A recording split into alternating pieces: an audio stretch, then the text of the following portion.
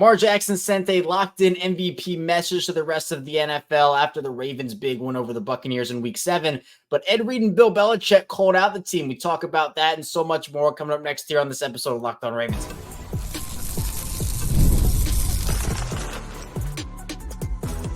You are Locked On Ravens, your daily Baltimore Ravens podcast. Part of the Locked On Podcast Network, your team every day.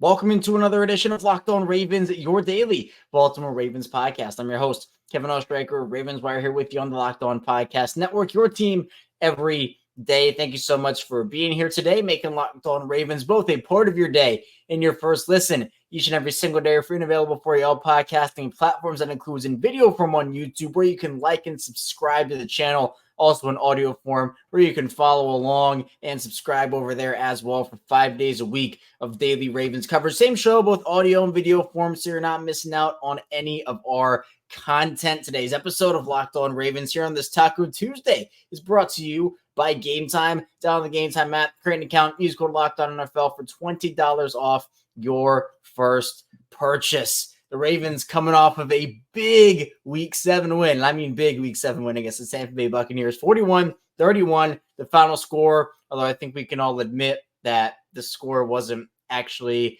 as close as the game was, right? I think the Ravens pretty much had control outside of that 10-0 deficit they were in. They came back in that game, and they ended up dominating Tampa Bay. But unfortunately, some lackluster defensive play at the end of the game ended up making that final score a lot closer than the game was. So we're going to be talking about a big recap of the Ravens and Bucs game, obviously. I mean, that's the big storyline, right? But in the first part of the show, I want to talk about Lamar's locked-in MVP message, both about what he had to say after the game and also just his game in general, because that in itself was a loud message that he sent. Then in the second part of the show, we'll get into Ed Reed and Bill Belichick. If you watched the Manning cast of the game last night, you heard a couple of comments from both Ed Reed and Bill Belichick about this Ravens team and them calling out the Ravens, particularly on the defensive side of the ball and some of the mistakes that they were making there. So a jam-packed episode, but a big win for Baltimore. They moved to 5-2 on the season. And as I said, 41-31 for the Ravens over Tampa Bay. Remember, the Ravens went down to Tampa a couple of years ago, came out with a win. That was when Lamar Jackson had that pay me sign that he ended up signing. That was, before Lamar was signed long-term. But Lamar Jackson with a long-term deal comes down to Tampa Bay again and absolutely does his thing. I've been so impressed with Lamar all year, all season, and what he did on Monday night was just another feat in an already incredible year for him just through the first third plus of the season. I mean, look at Lamar here, 17 completions, 281 yards passing, and we got a Jackson five passing touchdowns. I mean, it's incredible. And the stat that I didn't put on the graphic here is the incompletions. I put completions, but you may be wondering, Kevin, what are you talking about with incompletions? Lamar had 5 passing touchdowns. He had 5 incompletions. That is just insane. That's unreal. Lamar is absolutely locked in. He's performing well. We know that he is a prime time demon. He loves the prime time. He loves going out there under the bright lights and doing his thing. And he's so good that, again, he doesn't have to throw for 350 passing yards a game, right? He does this so efficiently. 17 passes, 5 touchdowns, or 70 completions, 5 touchdowns. That's almost a touchdown for every 3 pass attempts, just over every 3 pass attempts. Lamar Jackson threw a touchdown, essentially, 3 point, whatever decimal point that number is. That's incredible efficiency. And OptaStats put out a stat saying there have been 3 games in NFL history where a QB threw 5+ touchdown passes on fewer than 25 pass attempts while also rushing for 50+ yards. All 3 of them were by Lamar Jackson. You got 11-25, 2019, 12-12, 2019, and last night against the Tampa Bay Buccaneers. He was finding his guys. He was dotting guys up, getting guys involved. His receivers did great work too. Shout out to Rashad Bateman, and we'll get his stats up here. 4 receptions, 121 yards, and a touchdown. He and Lamar connected on a couple of big plays, couple of 40-plus plays for those two guys. I mean, they're establishing a connection. We know Rashad and Zay are two of Lamar's top targets this season, and as they've had to be, right? Guys have had to step up left and right, but there were a lot of questions about Rashad. And honestly, for me, I can't express how happy I am for Rashad Bateman. He's faced so much flack, so much controversy, but he stepped up big time this season where I said the past two games last week, I'll now loop this game in. The past 3 weeks for Rashad Bateman, I think have been the best 3 games of his career, the best stretch of his career, I'll say, because of everything that he has done. Everything, deep ball, short, intermediate stuff, working back to Lamar, being a security blanket, being a trusted target of Lamar. That's all stuff that in this offense, it's not just the Mark Andrews show anymore. Everybody has to step up, and that is exactly what we are seeing. Now, Lamar Jackson after the game, had a couple of quotes, but the one that stuck out to me the most was this one. Lamar Jackson saying, "I'm chasing something right now. All these games mean something." And so I know that for a lot of people, a lot of Ravens fans who have watched this team, it's been about, well, we know this Ravens team is a good regular season team, right? We know that under John Harbaugh in that era, he's gotten them prepared for the playoffs in the regular season, but recently it's been about the playoff success. But Lamar is so locked in on his goal, and we all know what that goal is. He wants to win a Super Bowl. He's not going to be satisfied, not going to be happy or content until he wins a Super Bowl. And so he is in locked in mode where some guys can get on cruise control a little bit, right? And cruise control, we'll talk about the defense in the second part of the show for the Ravens because that was a prime display as cruise control. But Lamar, he wants to establish good habits. He wants to be able to work things out so that when the playoffs come around, he doesn't have to say, oh, wait, maybe we should have established more of this in the regular season. Foot on the gas. Foot on the gas. Exactly what he wants, exactly what the Ravens want to do. John Harbaugh goes for it, up 17, 4th and goal in the third quarter. Up 17 points. You could say, all right, 17-20. And actually, it ended up kind of mattering a little bit in the final score grand scheme of things. If they kicked that field goal, would have been a one-possession game, and Tampa would probably be driving down that field trying to tie or win the game, depending on what ended up happening for the rest of it. So actually kind of crazy enough, they needed that 4th and goal touchdown. But regardless, foot on the gas, Lamar is going 100 miles an hour right now in everything. He wants to get to his goal. And it's games like this that make it, just so incredible to see. Look, he's put an MVP statement out. He is well on his way to winning his 3rd MVP, MV3. And we still have a long way to go, right? It's not set in stone whatsoever, right? Not at all. He still has a long way to go. So there's the rest of the NFL. But how many more of these MVP matchups do we have to go through here? For Lamar Jackson, I mean, he's gotten a lot of respect this season. And obviously, that's not from everybody. He has still encountered plenty of disrespect as well.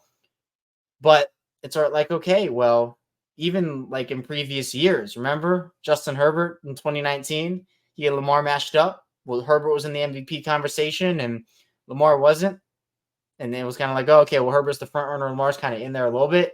And then Lamar decimates the Chargers. Herbert's out. Lamar's in. Russell Wilson, Seattle, 2019. Russ was the MVP front runner with Lamar. And Russ is out after that game because Lamar beat Seattle. I mean, he got a couple games last year. That Lions team was great. Obviously, the San Francisco game was what people will talk about with that, where it was Brock Purdy versus Lamar Jackson for MVP. Lamar waxes San Francisco. You got Josh Allen in week 4 this year, right? Buffalo. Oh, Josh Allen's a front runner for MVP. Lamar waxes the Bills. You could even go back to last week. Jaden Daniels versus Lamar Jackson. A lot of MVP conversation for Jaden Daniels. Oh, if Jaden Daniels wins this game, he's the MVP front runner. Lamar beats Washington. And now it was another MVP battle between Baker Mayfield and Lamar Jackson. And guess what happens? Lamar Jackson waxes the Buccaneers. So this man is locked in. This man wants a Super Bowl win so badly, as we've talked about over and over and over again on this show. It's not just for him, right? He wants it for his teammates. He wants it for the city. He wants it for his coaches. He wants it for everybody. And that's what makes it so cool. That's what makes it so cool. But this was a dialed in, locked in Lamar Jackson dotting up his throws, making good decisions, juking guys out.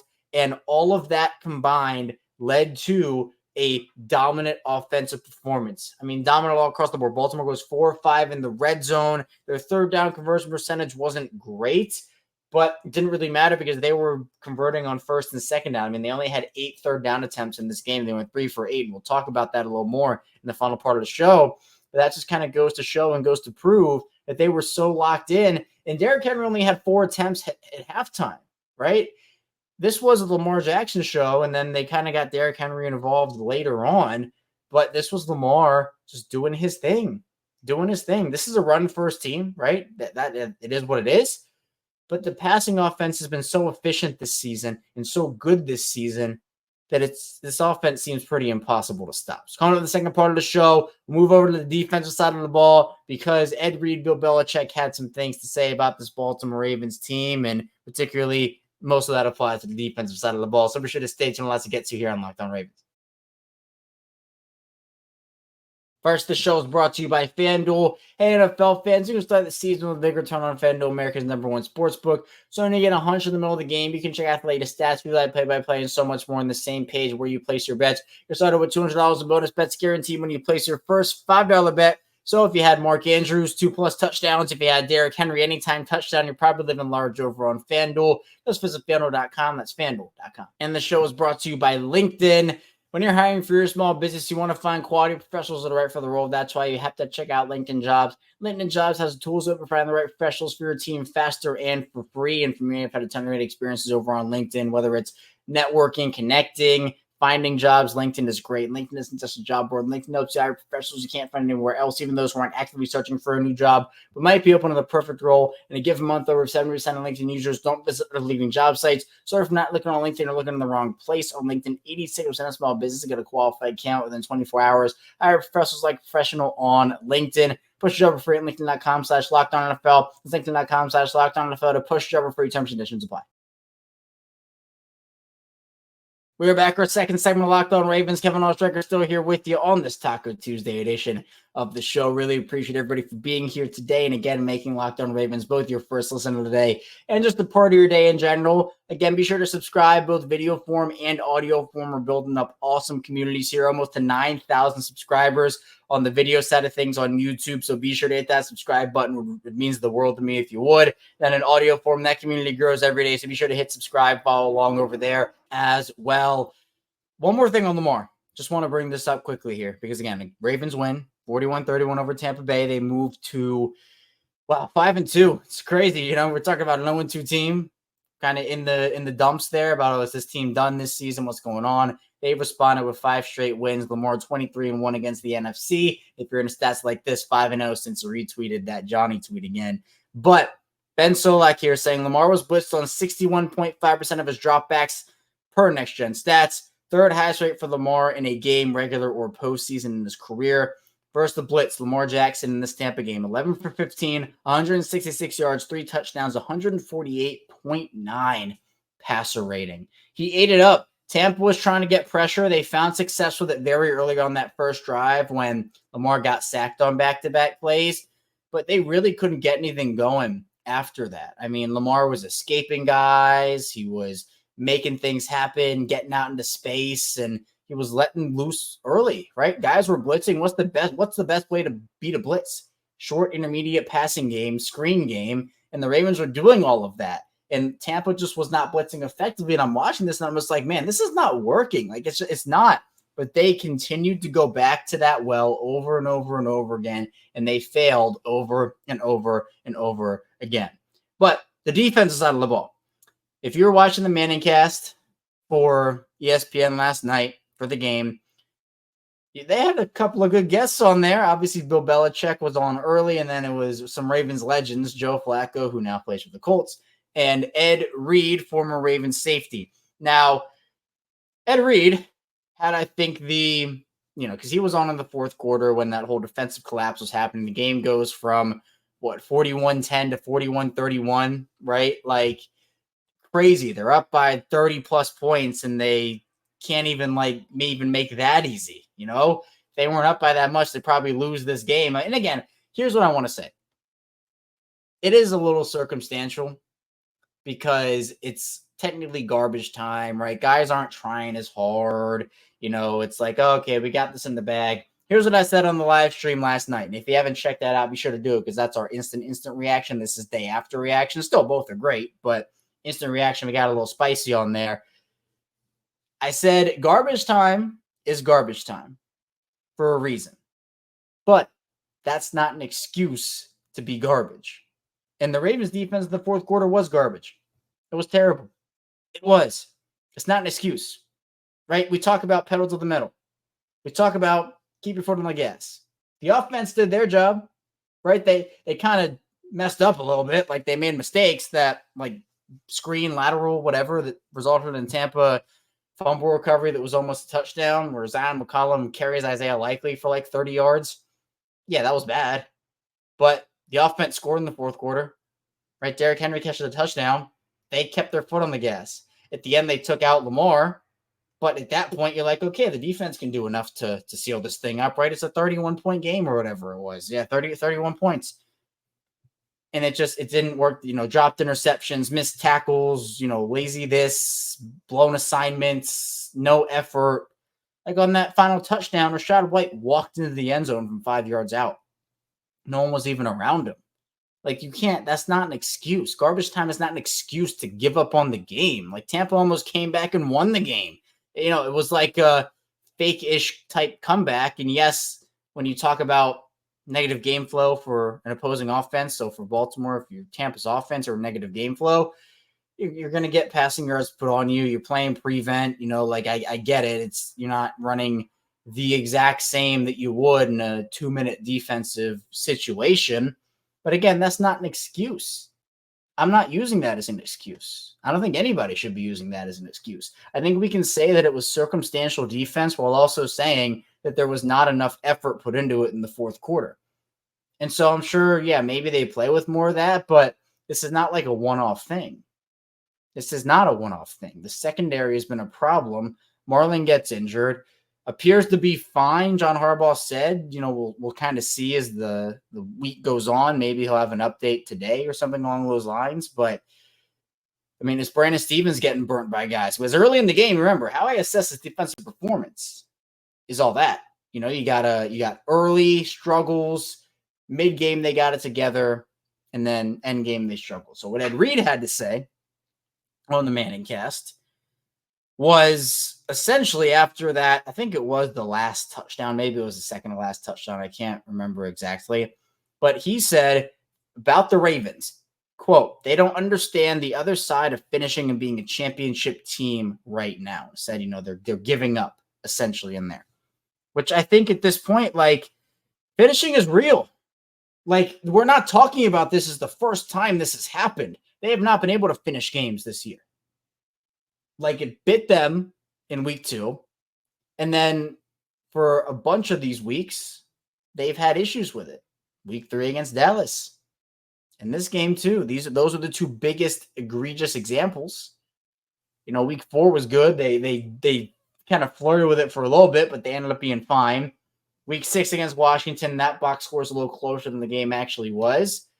But these are games where you're up by huge amounts of points, like 30-plus points in the fourth quarter should not end in a 10-point victory, regardless of how much garbage time is whatnot.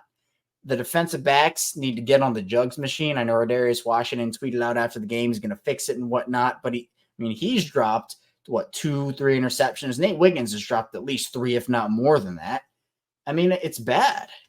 Like, you see great play from guys like Marlon, and I think Kyle Hamilton's doing his thing again. But, the lack of pass rush was concerning. I thought those sacks came more so in the garbage time aspect stuff when defenders could just pin their ears back and go. They need to be more consistent there. And Bill Belichick had a couple of comments on the Ravens. And look, there were a lot of penalties in this game. It was utterly ridiculous. I think it was, 17 combined penalties, and that's just the ones that were counted, not even the ones that teams declined. But Bill Belichick on the Manning cast said a couple of things about the Ravens and not getting out of their own way, which is the message a lot of people have been sending. He said, quote, the biggest problem for the Ravens is the Ravens.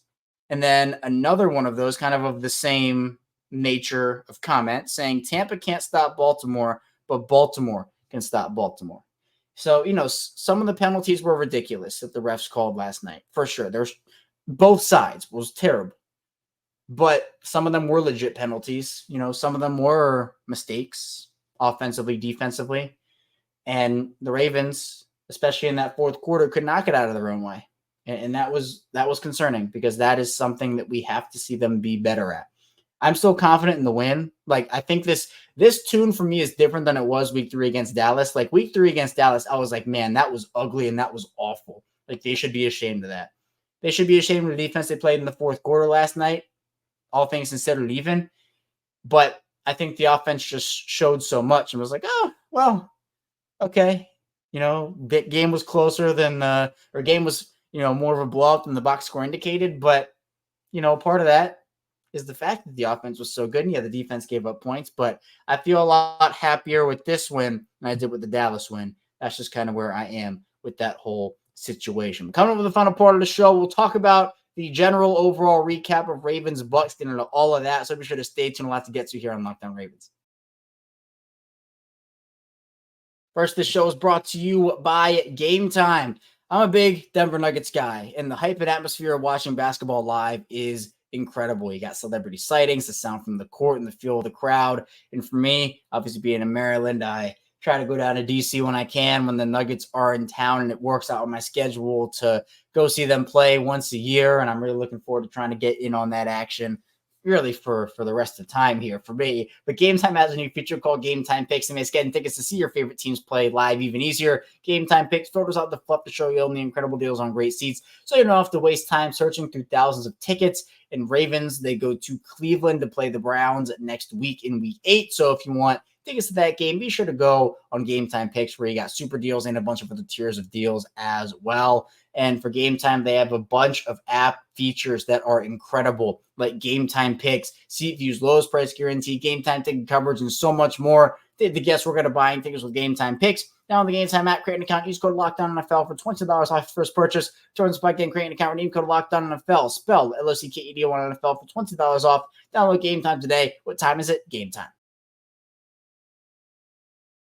We are back. Our final segment of Locked On Ravens. Kevin Oestreicher still here with you after the Ravens defeat the Tampa Bay Buccaneers 41-31 in week 7. They moved to 5-2. Really appreciate everybody again for being here on Locked On Ravens. To all the everydayers out there who listen every single day, thank you for all your consistent support. If you're new to the channel, welcome, and hopefully you'll stay a while. And if you're somewhere in the middle, welcome on back. If you have a friend or a family member who wants some daily Ravens coverage, is a big Ravens fan, or, just wants the ins and outs of the happenings of the team, be sure to send them over here our way on Locked On Ravens. However, you prefer to watch video form, audio form, we have all the content you need here, Ravens-wise. But let's now talk about the Ravens and Bucks, more of a general recap of the game. Again, we got into this on the post-game show last night. And by the way, for those who don't know, we go live after every single Ravens game, so be sure to check that out either live in video form on YouTube, or after the fact, you can play it back, obviously, video form, and I put them out in audio form as well, so you're not missing out on that content. But for this Ravens team, a couple of stats I wanted to highlight first of all. I think first, got to go total yards. I know, again, things are kind of skewed because of the fourth quarter, but Baltimore put up 508 total yards, Tampa 481. And the thing that I was talking about with game flow, Tampa ends the game with 356 passing yards compared to Baltimore's 264. But where the story is told here is the yards per pass. Baltimore was pushing the ball down the field. And the big thing is, again, Lamar aired that ball out to Rashad Bateman. That was a deep shot. We haven't really seen a lot of those this year from this Ravens team. And I really think that if they can get that element going, Rashad Bateman, nasty move on his route to score that touchdown. 11 yards per pass for the Ravens, just 7.4 for the Buccaneers. So both teams are getting things going. And 7.4 yards per pass is not terrible. It's not terrible. But the Ravens offense has just been so good this season, that number looks pretty minuscule behind Baltimore's 11 yards per pass. Yards per play wise, kind of the same thing. 9.4 yards per play for the Ravens, 6.2 yards per play for the Buccaneers in total. Now, the thing is, Tampa was actually pretty efficient on third down, 64.7% on third down, which is, an indictment on the Ravens defense. Baltimore's third down percentage, not so great, but as I mentioned earlier in the show, they didn't have, like, Tampa had 17 third down attempts. The Ravens had 8. Now, obviously, Tampa converted more on those opportunities than the Ravens did. So that's one area that, again, has to be cleaned up a little bit for this Ravens defense. But the thing that also I wanted to point out here is the rushing for the Tampa Bay Buccaneers, because you look at this, they have 125 yards rushing. This is a great Ravens run defense. This was by far the best game a team has had rushing the football against the Ravens this season. 4.2 yards per attempt for Tampa. Again, the Ravens are giving up, 2.93 yards per carry coming in this game. 4.2 is like, oh, wow, all right, that's above average. The Ravens just blew them out of the water, and that's why they're so good. Because, again, you're like, okay, Tampa, 4.2 yards per rush, that's not bad. Well, the Ravens, by the way, have this guy named Derrick Henry. And with Derrick Henry, didn't really use him a ton in the first half. As I mentioned earlier, 4 total carries in the first half. Finishes the game, 15 carries, 169 yards. Just barely misses out on a huge touchdown on his. It ended up being an 81-yard run. He is sad on Marlon Humphrey's victory Instagram Live. He is very mad and pissed off about that, about him not being able to score and finish that. But the Ravens average 8.1 yards per rush as a team in this game, which is great. It's great. I talked about this. I forget the last time I mentioned it, but I think I mentioned it last week, where it's like we've become so numb to Lamar Jackson, right? All these great plays he makes, it's like, oh, whoa. Like, everybody else watching is like, whoa, Lamar, that's crazy. And Ravens fans just kind of like, yeah, okay, we've seen that before. Or 7 games into the Derrick Henry experience, and this man is breaking off 81-yard runs, and I'm kind of sitting here already just like, yeah, that's Derrick Henry. That's just who he is. And it's honestly very funny to me that maybe I'm not the only person that feels that way about it, but we've seen the 87-yard runs for touchdowns. We've seen the almost 200-yard games already. Derrick Henry in this edition has been incredible. And the crazy part is during the game, a report came out, the general manager, a lot of people are inferring it's Jerry Jones, but again, it was not confirmed that it is him. I'm just saying that's what the perception is.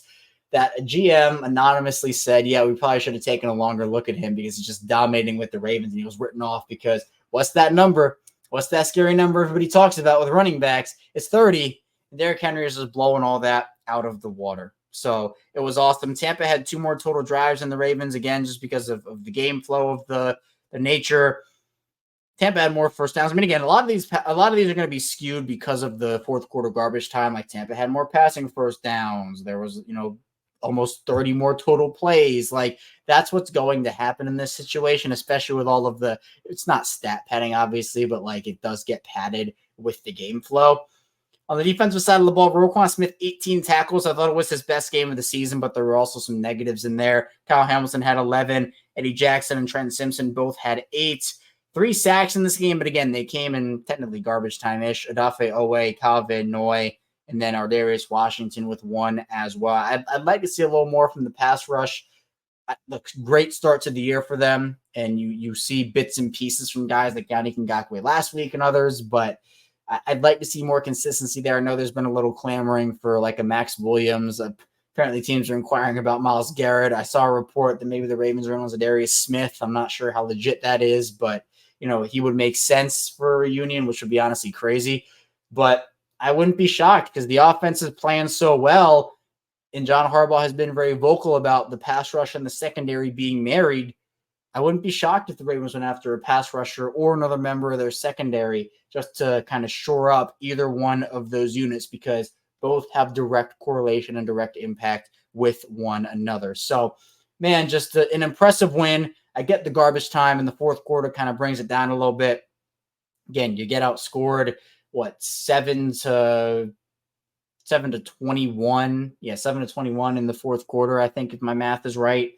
So, that's tough, but you move on. You look at the good. You try to get better from the bad, and the rest hopefully sorts itself out. Baltimore atop the AFC North with the Pittsburgh Steelers at 5-2, although Baltimore does have the tiebreaker with division record, I still believe. So that is what it is. But yeah, I think, 7-21. There we go. Look at that math. I'm doing math here on Locked On Ravens. But that's all I have for you today on Locked On Ravens. Thank you so much for tuning in. Again, be sure to hit that like and subscribe button on the way out in video form, and at that subscribe and follow along button on the way out in audio form. Coming up tomorrow, we'll be right back here with more Ravens coverage. So be sure to stay tuned. I'll see you right back in tomorrow on Locked On Ravens.